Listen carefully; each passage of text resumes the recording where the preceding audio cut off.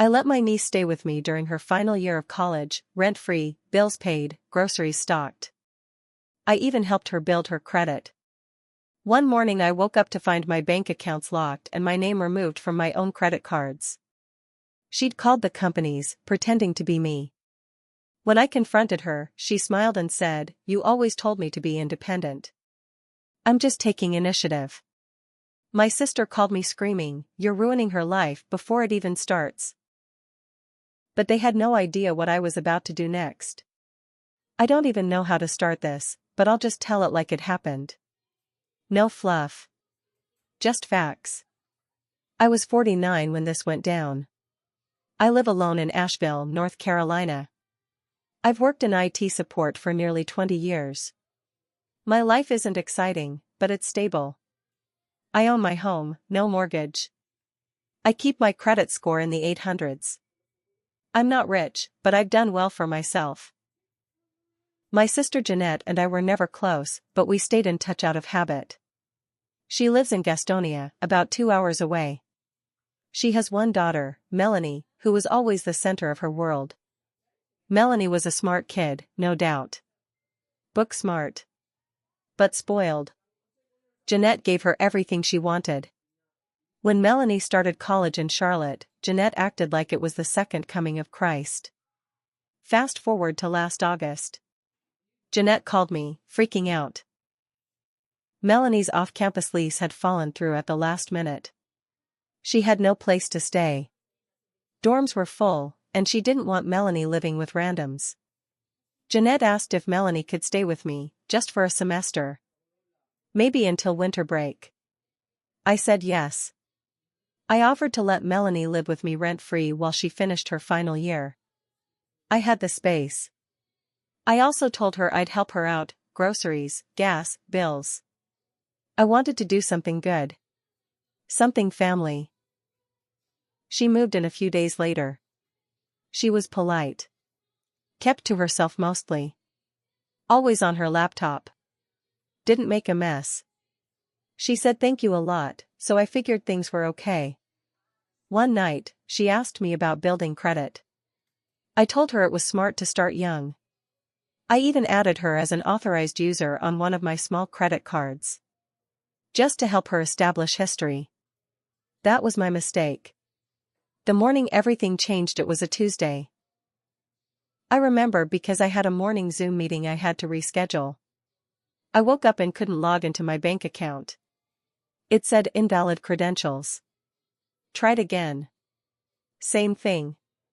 I checked my credit card app, locked out. I called my bank. After a long hold and multiple security checks, the rep told me there was a note on the account. Someone called yesterday claiming to be you. Said you lost your phone and needed to reset the email and phone number on the account. Then they asked to reset the online login. I asked, did they give a name? Yes. Melanie Carter. My niece. I was stunned. I felt like I got hit in the chest. The rep told me the caller verified my full SSN, birthday, address, and even knew my mother's maiden name. That was just the beginning. I checked my other credit cards. Same story. Locked out, security reset. One card had been reported lost, and a new card was mailed to a Charlotte address I didn't recognize. That's when I realized. She had been preparing for this. I ran upstairs to her room. Gone. Clothes, laptop, books, all gone. She'd packed up and left in the night. No note, no text. Nothing.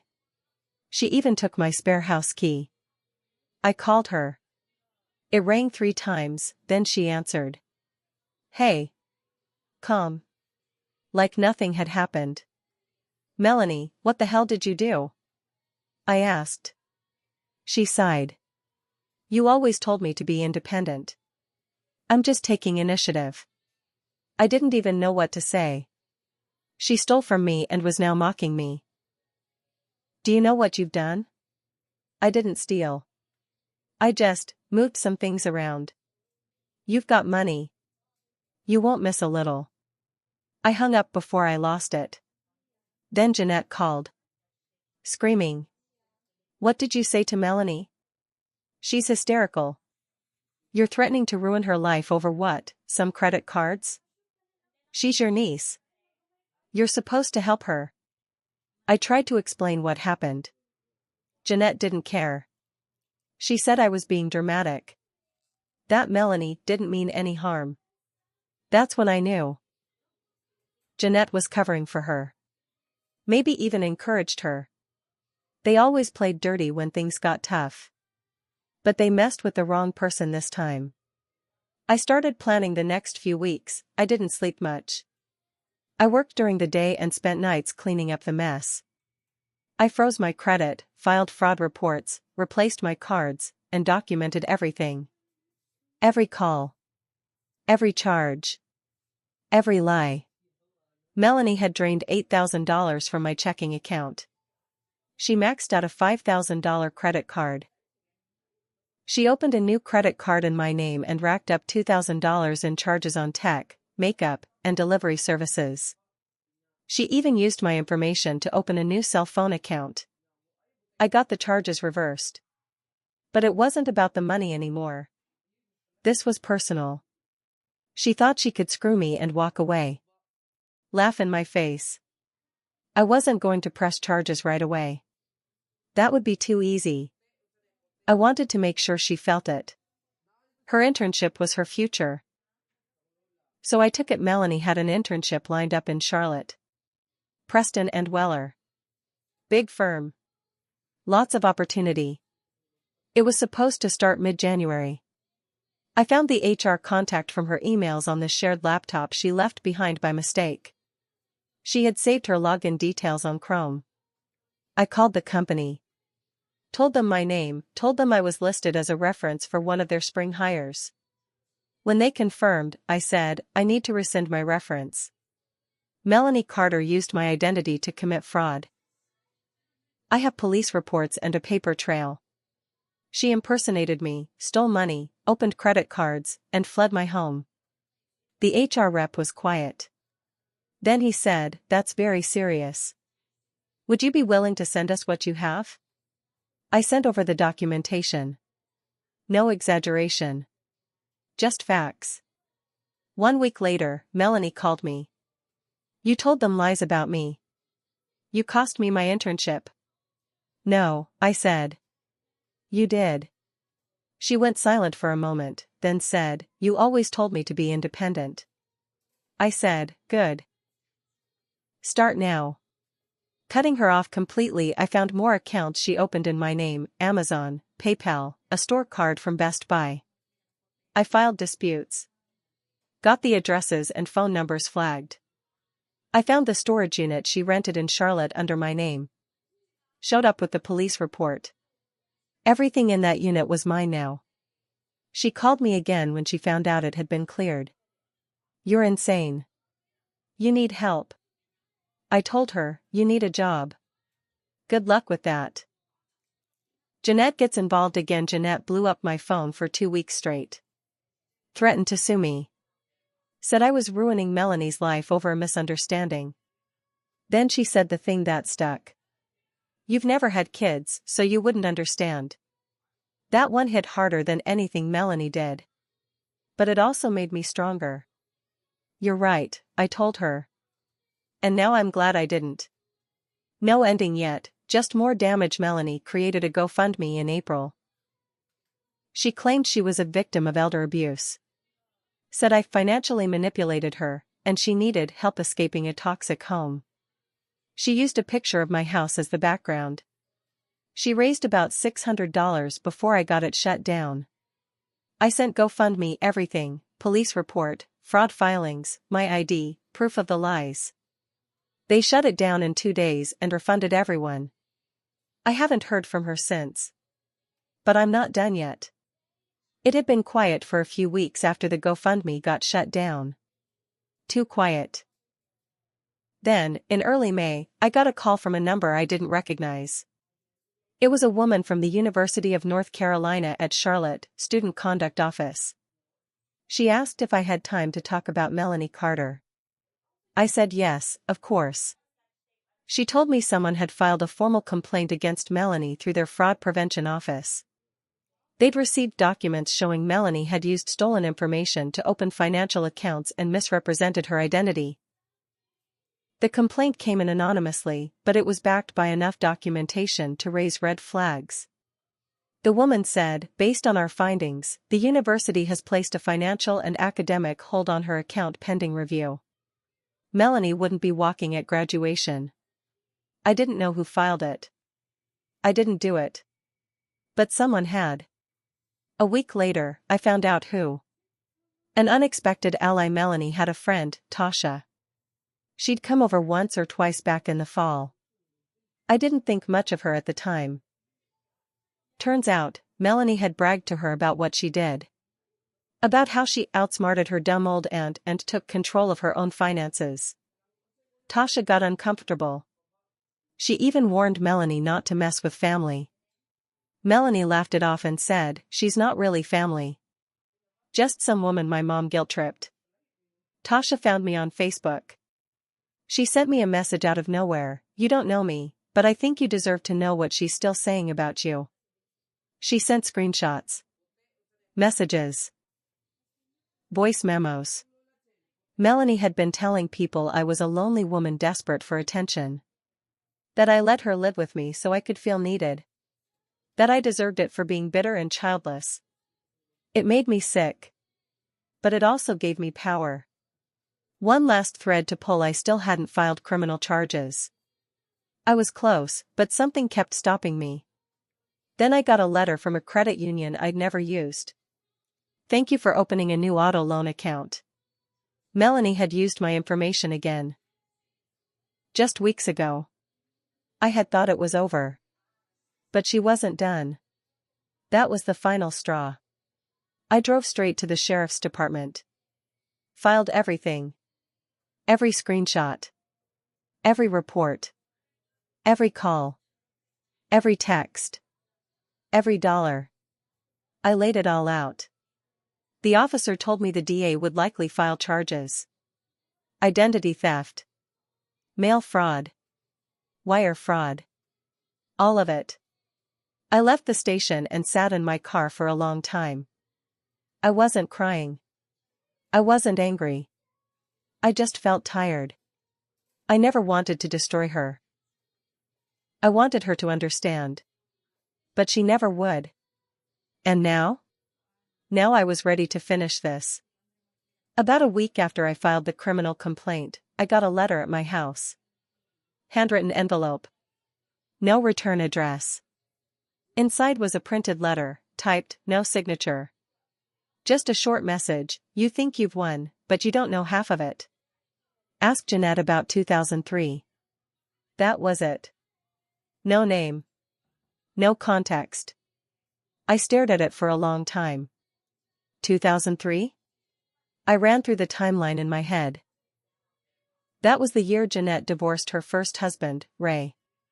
I didn't know much about their split, just that it was messy. She'd told me Ray cheated and walked out. Melanie was around 8 back then. I hadn't thought about Ray in years. But that letter stuck in my head like a splinter. So I started digging.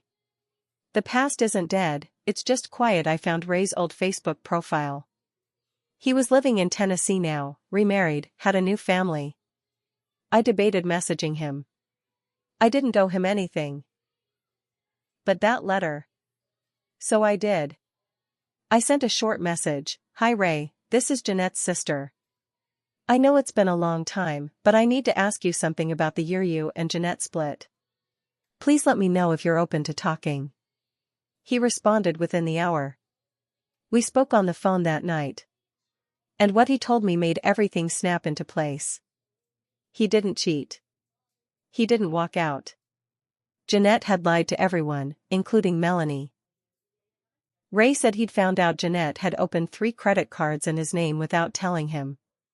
She'd maxed them out, then blamed him when the bills came due. When he confronted her, she called the cops and said he was threatening her and Melanie. She got an emergency protection order. He was forced out of the house. He never saw Melanie again. She changed her last name to Jeanette's maiden name within the year. She poisoned her against me, Ray said. Told her I abandoned her. That I was a thief and a liar. I hung up and sat in silence for a long time. It all made sense now. Melanie didn't invent this behavior. She learned it from Jeanette. The pieces come together. I called Jeanette the next day. She answered, voice cold. What do you want? 2003, I said. She was quiet. You lied to everyone, I said. You opened cards in Ray's name. You got him kicked out. You told Melanie he was a deadbeat. Her voice cracked for the first time in months.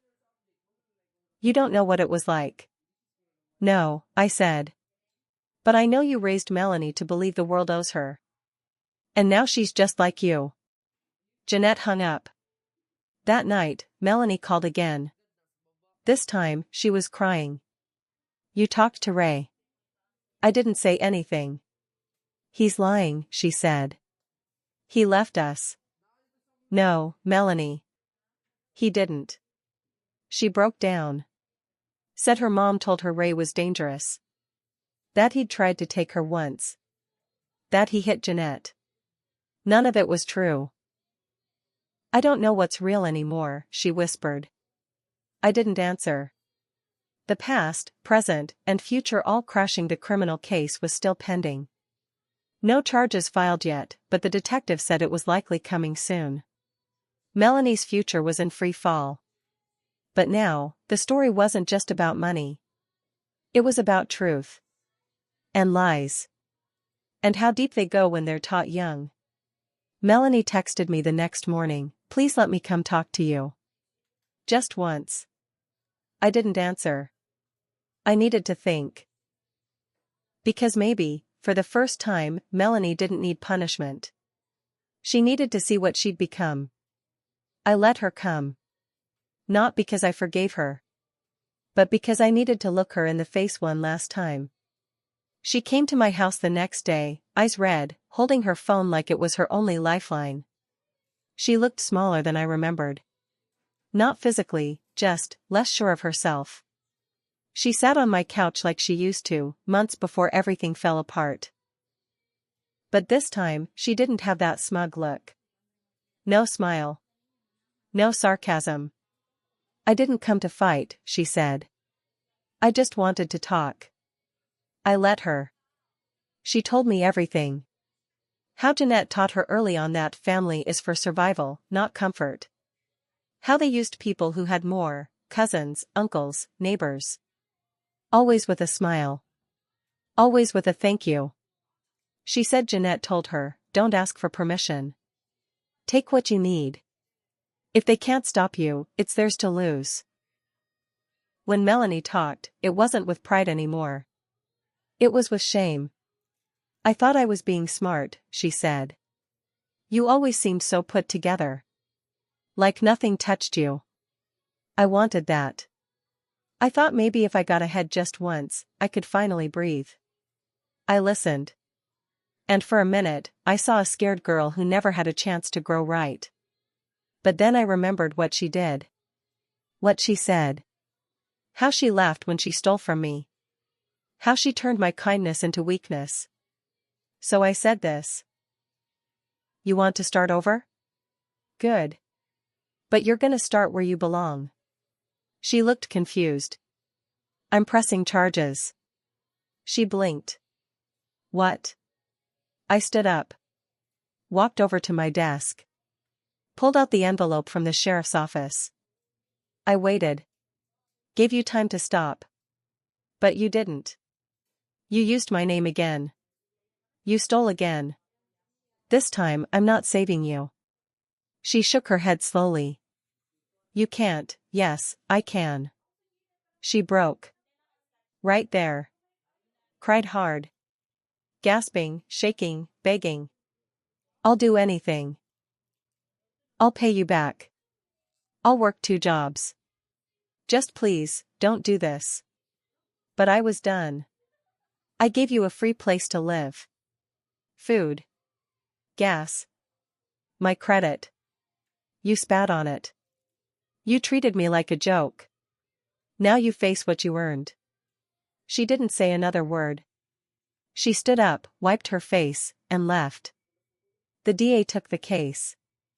Melanie was charged with 3 counts of identity theft and 1 count of mail fraud. She took a plea deal. Avoided prison but got probation, heavy fines, and mandatory financial counseling. She also got a permanent mark on her record. That internship? Gone. Her graduation was delayed another semester due to the hold on her student account. Her dream job? She never got called back. Jeanette? She hasn't spoken to me since the day I confronted her about Ray. Good. Ray, by the way, reconnected with Melanie. Slowly. Carefully. I don't know if they'll ever have a real relationship, but they're talking now. That part I'm okay with. I made mistakes. I trusted too much. I wanted to be the good aunt, the one who stepped up. I should have seen the signs earlier. Should have asked more questions. Should have remembered where Jeanette came from. But I've cleaned up my finances. Locked everything down. Moved banks. Got new locks, new passwords, and a lot less patience. I still live alone. Still keep to myself. But I've learned something. Kindness has limits. And forgiveness has a cost. Melanie paid hers. And I'm done paying mine.